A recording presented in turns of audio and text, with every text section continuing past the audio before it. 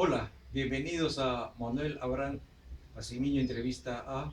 Hoy tenemos al doctor Juan Rivera Palomino, especialista en temas de filosofía y educación, doctor en ambas especialidades por la Universidad Nacional Mayor de San Marcos, ex docente en la misma casa de estudios. Doctor Palomino, doctor Juan Rivera Palomino, ¿qué es la filosofía para usted?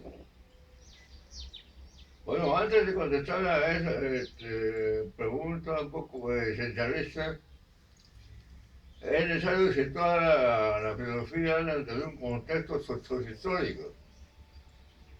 No es igual la filosofía lo que fue para los griegos, para el medioevo, que estaba dominada por el pensamiento teológico, para la época moderna, donde ya surge el capitalismo y la ciencia, la teología. Esto dentro del mundo occidental europeo y anglosajón. En nuestro país y en toda América Latina había culturas con sus saberes ancestrales valiosos, como esto de la relación armónica entre hombre y naturaleza, más otras concepciones sobre la economía, la sociedad, la cultura, el hombre y las cosmovisiones, que hoy están siendo rescatadas por Buenaventura de Sousa, también por grupos de Aníbal Quijano, Lander y otros intelectuales latinoamericanos, que están llevando a una especie de refundación de la filosofía, ya no basada en la racionalidad eurocéntrica e instrumental, sino una racionalidad sociocultural que toma en cuenta la diversidad de culturas, de etnias y de saberes y de cómo visiones que tiene América Latina, como Bolivia, Perú, Ecuador, Colombia, Brasil.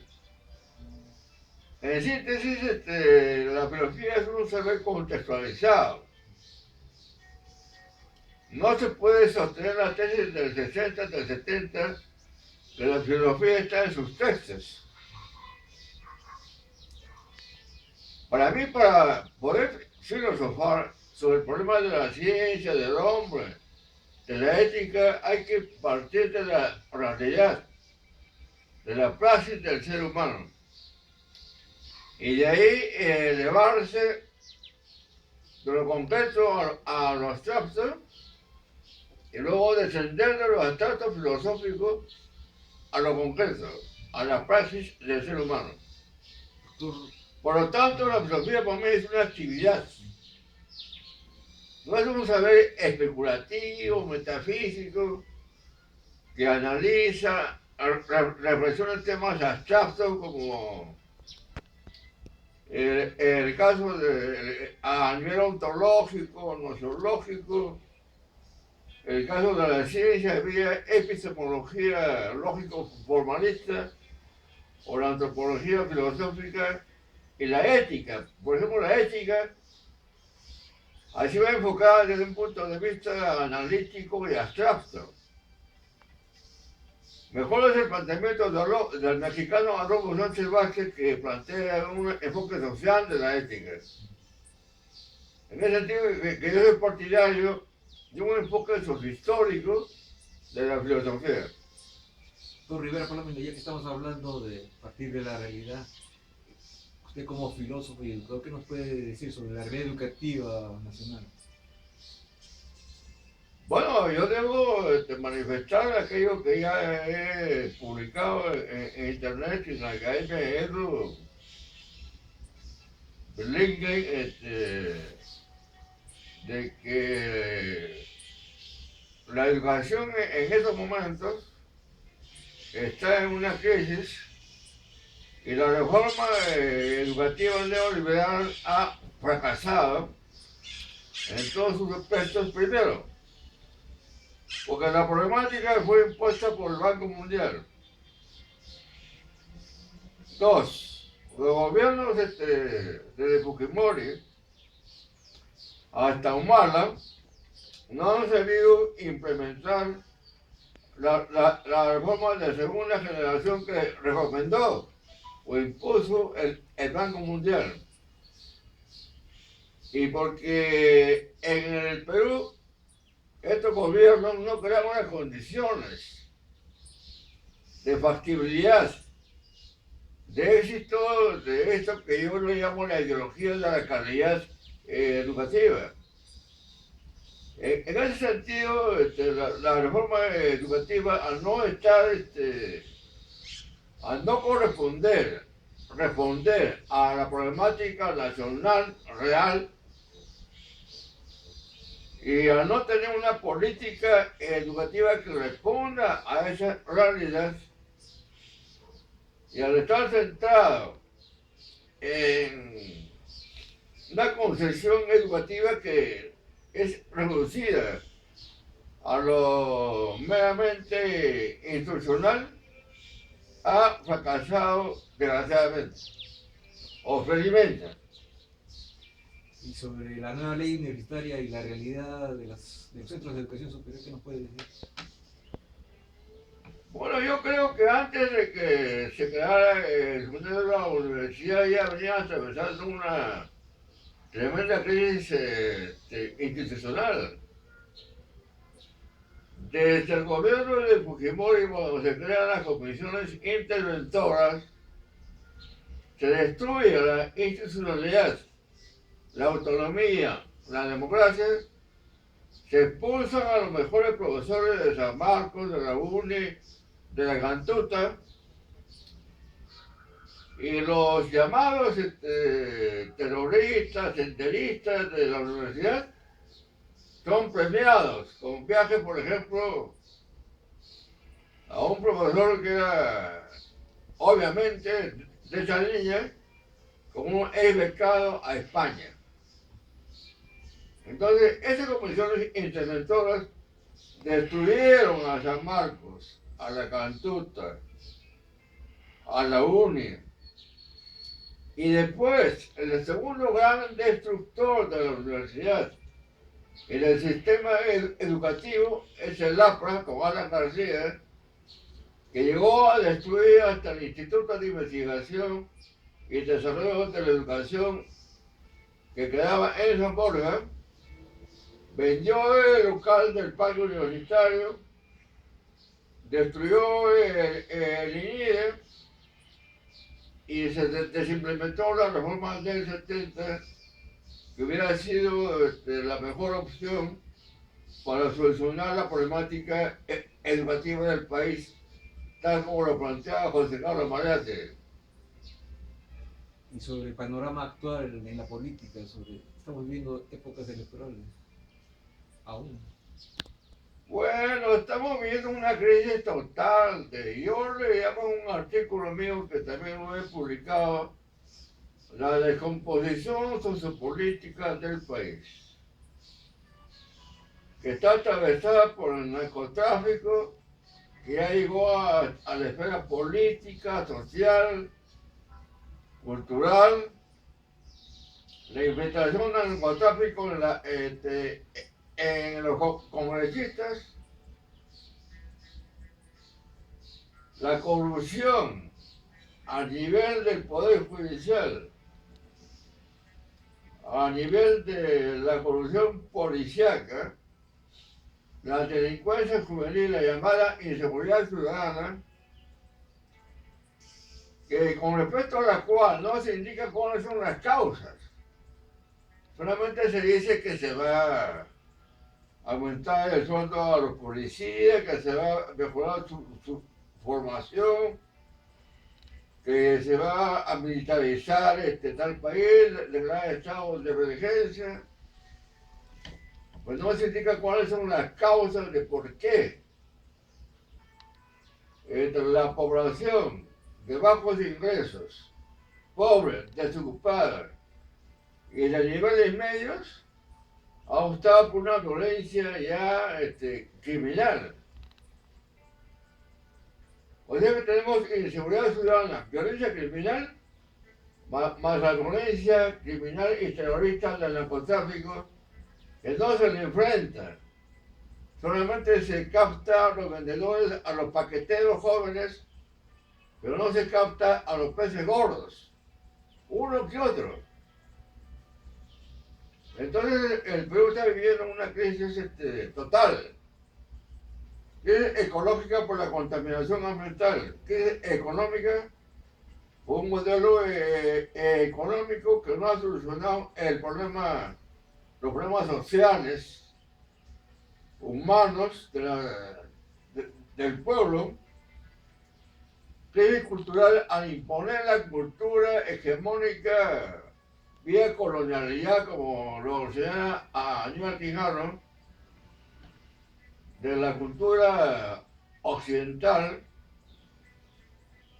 Y hay una crisis étnico-lingüística porque acá se privilegia el inglés antes que el quechua, que la aymara o los dialectos de las etnias de nuestra Amazonía. Y porque tenemos un Estado centralizador que concentra todo el poder político, económico aquí en Lima y se desatiende los niveles regionales, locales, provocando migraciones internas y a lo que Mato Mar ha llamado el desborde popular, que ha llevado a que Lima tenga una población con un 99.9% de inmigrantes en los departamentos internos de nuestro país. Y encima de esto se privilegia el vals, la música criolla, y la música andina y amazónica, el canal llamado del Estado, a Miquitaque, que es un programa musical andino, lo coloca en la madrugada, donde la población no puede verlo. Doctor Juan Rivera, si la filosofía es meditar sobre la realidad, según ha dicho, usted como filósofo, ¿qué ha pensado sobre esta realidad que se está describiendo, tan cruda, tan dramática? ¿Qué soluciones puede plantearnos usted? En primer lugar, yo creo que hay que descentralizar el país a nivel regional, pero no como el modelo departamentalista, ni lo que están planteando los candidatos actuales como la señora Keiko Fujimori e inclusive Kuczynski, sino una descentralización con el modelo, que planteó, por ejemplo, Higgins, el economista Higgins, es un modelo transversal, donde se articule la costa, la sierra y la selva. Dos, se tiene que crear un Estado plurinacional, multicultural, pluriétnico, en donde tenga participación el pueblo vía organización participativa y autogestionaria que lleve a crear una asamblea nacional popular para que el pueblo tenga la capacidad de ejercer su derecho al poder político y tomar decisiones vinculantes que lo lleven a favorecer y a satisfacer sus necesidades materiales y espirituales. Y luego hay que hacer pues reformas, las transformaciones sociales, culturales, étnico-lingüísticas, que sería el largo enumerarla, ¿no? Estos son planteamientos políticos. Así es. ¿Cómo los llevaríamos a la praxis? Mira, acá hay una cosa bien curiosa y que explica el por qué en gran parte el pueblo está votando por el fujimorismo representado por la señora Keiko Fujimori, sabiendo todo el aspecto negativo de este gobierno cuyo padre presidente está encarcelado. ¿Por qué el pueblo vota por los candidatos que son contrarios a sus necesidades e intereses? Porque el pueblo está desocupado. El pueblo está desinformado. No puede discriminar entre el bien y el mal. Parafraseando dice en su obra Más allá del bien y del mal, yo diría más acá y más allá del bien y del mal, y eso ha llevado a que el pueblo acepte como una especie de moral ética, entrecomillado, roba pero hace obra. ¿Qué es eso? Es una crisis total de la sociedad peruana en todos sus aspectos. Ya que la derecha está contra los intereses populares, entonces sería la izquierda la que favorecería esos intereses. Bueno, en primer lugar tenemos una derecha que no es orgánica, que no es articulada. Es una derecha que ve sus intereses familistas, como decía un sociólogo cajamarquino y como decía Silva Santisteban.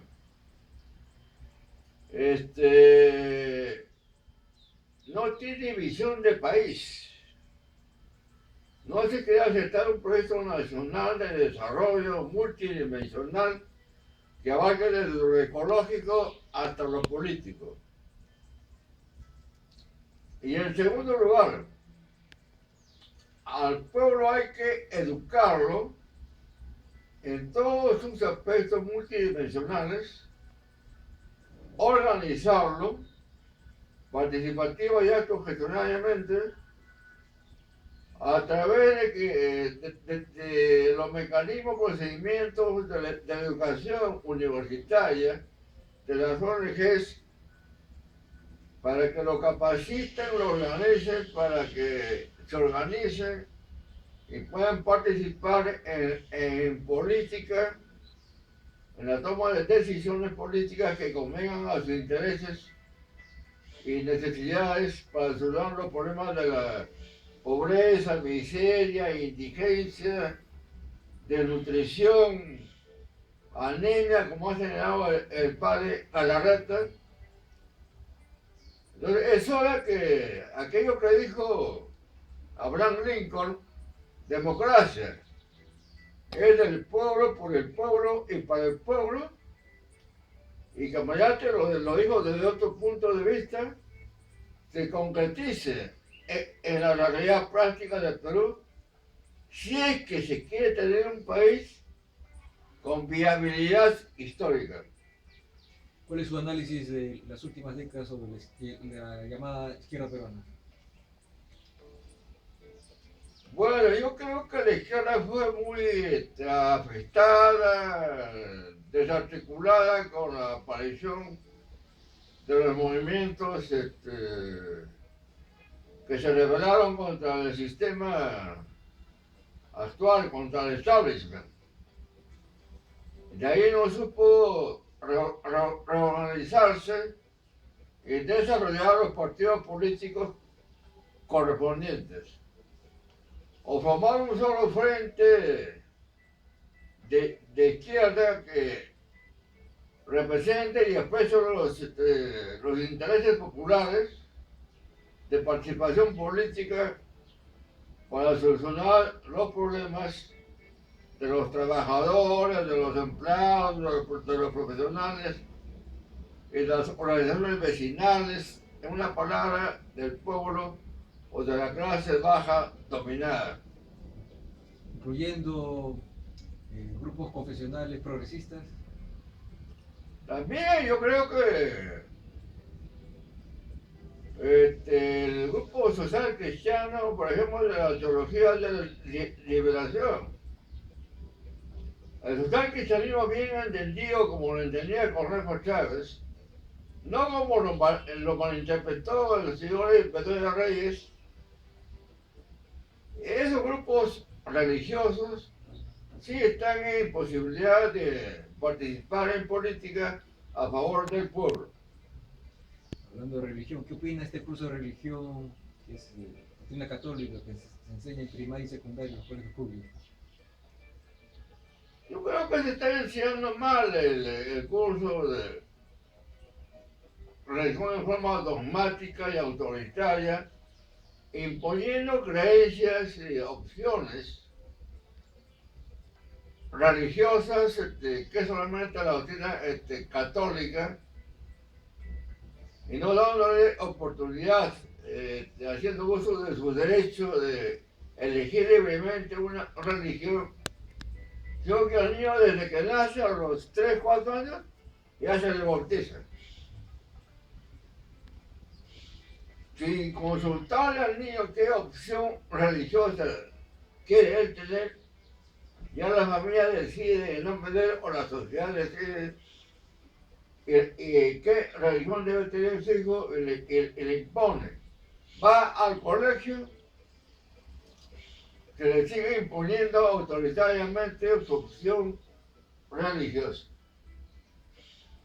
Y si uno va a las iglesias a escuchar una misa, se sigue imponiendo esta doctrina de una manera autoritaria y no aplicando la hermenéutica religiosa de interpretación de la Biblia en función de la realidad social y cultural de nuestro país. Entonces, desde esa perspectiva, ¿piensa usted que es importante no creer o no creer en Dios? Mire, yo creo que eso es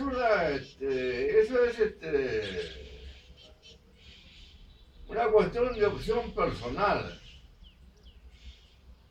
de que cada persona en función del derecho que le reconoce la Constitución de creer o no creer, o ser agnóstico, porque no se le puede conocer a Dios vía la ciencia, la investigación científica, o, como dijo a algún filósofo, si Dios no hubiera existido, hubiera habido la necesidad de crearlo. Y en ese sentido acá recurrimos a la antropología religiosa, que nos da el dato de que Dios es creación de los pueblos y que no es un Dios judío inventado que ha sido impuesto a toda la cultura occidental y los españoles la trajeron a América Latina. Borraron la religión que tenían los incas en nuestro país, impusieron autoritariamente y criminalmente la opción católica al pueblo peruano. Doctor Juan Rivera, ¿es usted optimista o pesimista en relación al futuro del Perú? Yo creo que hay que ejercer la crítica que mucha gente no la está ejerciendo. Intelectuales que no se expresan a través de los medios, que tampoco le dan cabida. Los canales de televisión que no invitan a intelectuales de San Marcos, de la UNE o de la Cantuta, o a científicos sociales, politólogos de universidades públicas, sino que solamente invitan a analistas políticos, entre comillas, de instituciones privadas, universidades privadas. O sea, acá hay una discriminación. Mientras se dé esta situación, yo creo que va a ser un poco difícil, pero no imposible, el de proponer alternativas como yo lo estoy haciendo y otros intelectuales latinoamericanos como la Universidad de Quilmes, por ejemplo, que está proponiendo otra economía distinta a la capitalista. A través de su red de educación y economía social y solidaria, ya se ha expandido esta opción que ha llegado hasta la UNESCO. Colombia tiene una universidad colombiana cooperativa. Ecuador, Bolivia, están trabajando en esa opción y aquí entra a tallar el rescate del saber, de la sabiduría ancestral y popular que tiene América Latina y que puede dar lugar a una constitución de una nueva concepción política, de una nueva concepción de la democracia, más participativa y autogestionaria, porque la democracia que tenemos ahora es un mito liberal y mercantilista, que más favorece a los de arriba que a los de abajo. Doctor Juan Rivera, ¿qué podría decirle a los estudiantes de filosofía, a los nuevos filósofos profesionales? ¿Qué llamado les podría plantear usted? Yo los invito a que ejercen el derecho a la crítica de la situación actual y que propongan alternativas de solución a la problemática multidimensional de nuestro país. Me acabo de acordar de algo de Voltaire. Voltaire era no creyente en Dios ni en Cristo. Esta es una especie de anécdota, lo que llamamos nosotros los chistes académicos.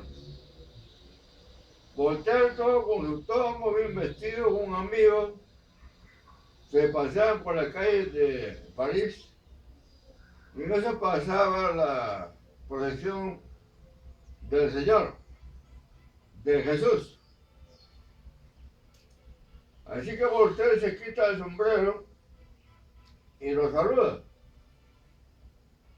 Y su amigo le dice, oye, pues si tú no crees en él, ¿por qué lo saludas? Está bien que yo no crea en él, pero eso no quita de que yo sea su amigo. Que como eso cerramos con bueno, este tema de la religión y de la creencia, ¿no? Muchas gracias, doctor Juan Rivera.